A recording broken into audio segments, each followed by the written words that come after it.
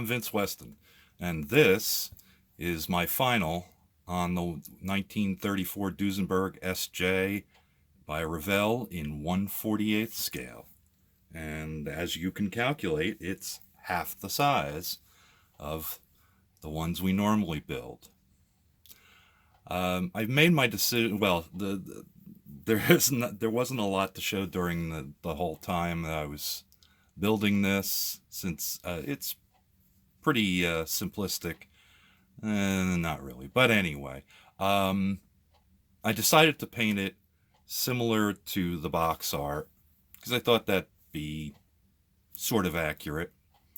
Um, so I used like a buttercream and a scarlet and a dark light tan on most of it. And here's a couple of pictures of the parts after I painted them.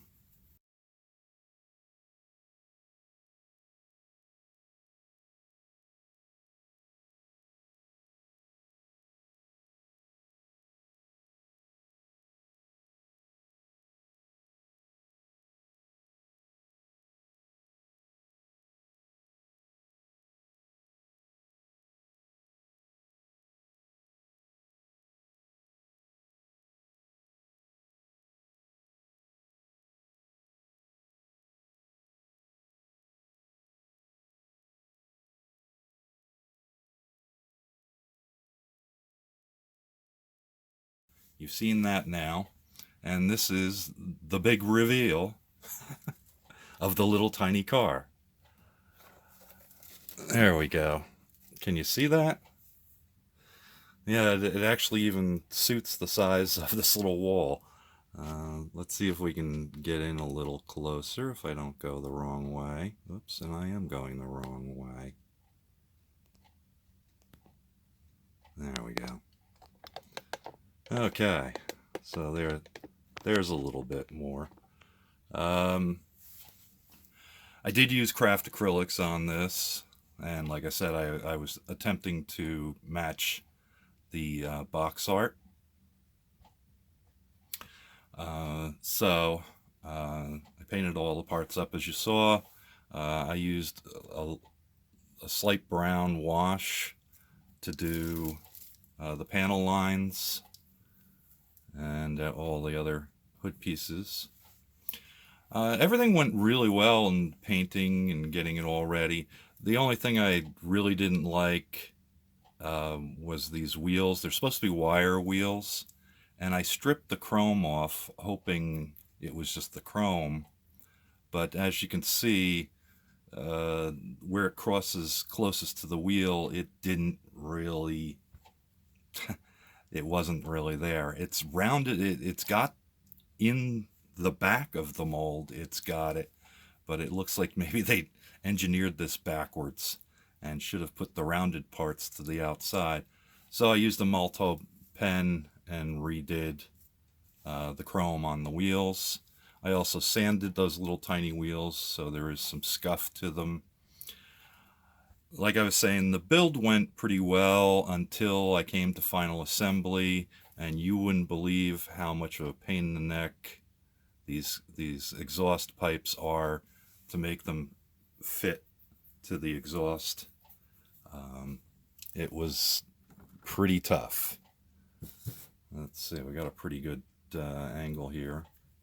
I did wash, I put a black wash in the grill. As you can see, there are a lot of lights on this, and yes, they were little tiny clear parts. Actually, the ones down here are about the size of a pinhead.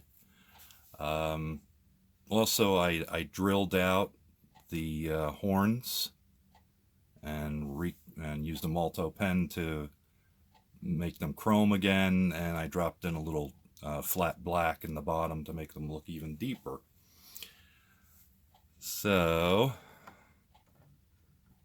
I had a lot of fun with the final assembly. I decided to use super glue, and that actually didn't turn out to be one of the better solutions, but I got it done. Little bit from a number 1 or 1mm Melto pen was used on the door handles. I think the rake of the windshield and the inner windshield is a little steep, but that's kind of how it lines up. I did put the roof on, or the convertible top on it, just like the box art, and it does really cover up the work I did on the interior, which you saw in one of the previous pictures. So once again, it moves out of the way. This is going to be a little tough. But this is, yeah, I painted over the license plates in black. I meant to dry brush a white or a yellow on that, and just haven't quite gotten to it. One of the neat things of the kit was where you can see these shadows. That's actually indentations for the windows, the side windows on it. So let me show you the bottom, if I can not tremble too much. There we go. Oh boy, I should probably pull back a little now. There we go. The only part of the engine that you got actually was the pan at the bottom and the exhaust manifold and exhaust pipe, and that was basically the only piece. That the exhaust part is the only piece on the bottom that had to be put on, so I accomplished most of it through painting, and you can see where I scuffed the little tiny wheels. I did it all in semi-gloss black and a flat black, and actually a near black on some of it. That's the flatter sections. Do need to do a little touch-up under there, but I don't think it really shows too much. So, I'm not sure why Revell did this. There we go. But I have a feeling it's because of the 1/48 scale aircraft that they do. And of course, this is a Williams Brothers. And I was half thinking about, get that out of the way so I can get that off the roof, building a diorama many years ago, and that's one of the reasons I bought this car, because I thought it would go with the auto gyro pretty cool. So that's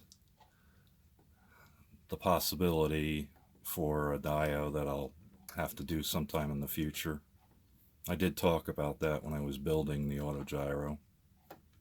But as you can see, it's perfect scaled back to, you know, a 1/48 aircraft. So maybe that's why, with the popularity of some of their early 1/48s, they might have done this for that reason. Okay, anyway, that's my story, and I'm sticking to it. So she's all done. I'm trying to figure out what I'm going to do with for the next one. I got to toss up between two, but we'll see which one. And that probably won't be until the new year anyway that I start that. So I'll talk to you later. Merry Christmas and Happy New Year and Happy Holidays. I hope you all have a safe and happy one and a great new year. And we'll talk at you later. Bye-bye. Thank you for watching Vincent Weston Models Foam the Dungeon.